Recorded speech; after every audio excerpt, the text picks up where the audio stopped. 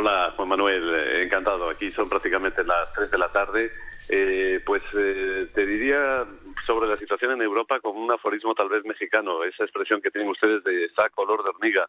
Pues porque el viejo continente, después de aquel fatídico mes de marzo, de abril del año pasado, en el que fue el epicentro mundial, recordemos que después de China, Italia, en algún momento España, lideraron el número de contagios mundiales. La verdad es que estamos otra vez en las mismas, sobre todo por esta variante Omicron, que sí, efectivamente, está demostrando que se está expandiendo como la pólvora. Hay ya 3 países, Portugal, Dinamarca, Holanda, que ya es la variante predominante. En el Reino Unido, por ejemplo, ya es más del 60% de los casos.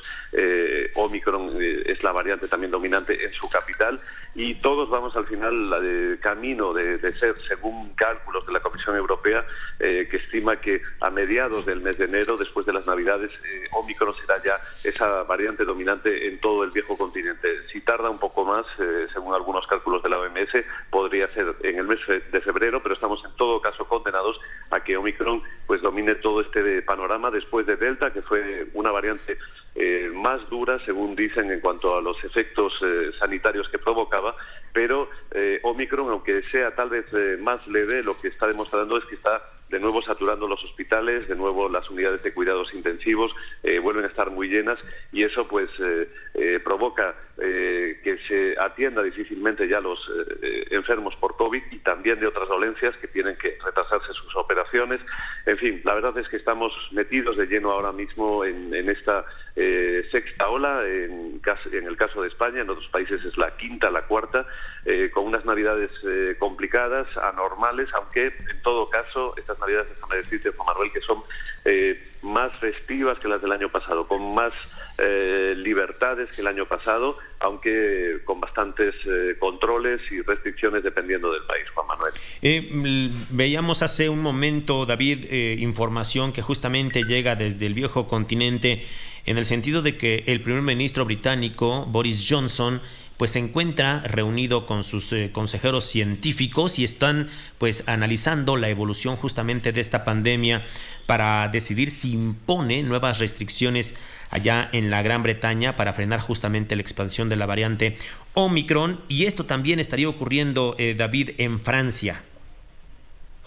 Sí, efectivamente, es que los dos países han sido en las últimas horas, lo mencionabas al principio, los dos países que han tenido más casos en Europa, y además cifras enormes. En 24 horas el Reino Unido registró más de 106.000 nuevos contagios, Francia llegó a los 104.000, son cifras enormes para dos países que superan los 60 y pocos millones de habitantes y que han hecho saltar todas las alarmas. El Reino Unido, déjame decirte que Boris Johnson, el primer ministro, ha sido bastante reacio a imponer restricciones duras para la Navidad. El otro día había un tabloide británico, un periódico sensacionalista, que le decía a Boris, por favor, no nos pongas restricciones en Navidades, y parece que escuchó a ese periódico, pero a medida que Reino Unido está teniendo estas cifras no puede permitirse seguramente no seguir tomando cartas en el asunto. De momento han sido cosas livianas, como la obligación otra vez de llevar cubrebocas en los transportes públicos, pero nada realmente chocante.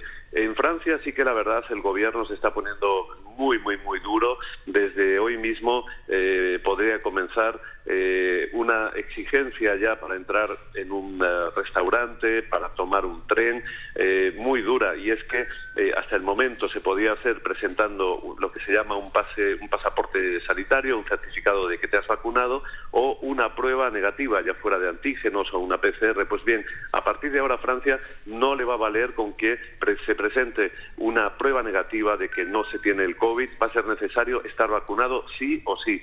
Así que es una exigencia que muy controvertida, mal recibida, y que el gobierno de Francia también está pensando incluso ampliarla al trabajo. Es decir, sería necesario que estés vacunado para poder ir a trabajar a tu puesto, y eso va todavía, créeme, que a suscitar más críticas, más manifestaciones en las calles, pero París, el presidente Macron entiende que es necesario estas medidas para que la gente se conciencie de que tiene que estar vacunada, porque si no, esta pandemia no va a terminar nunca.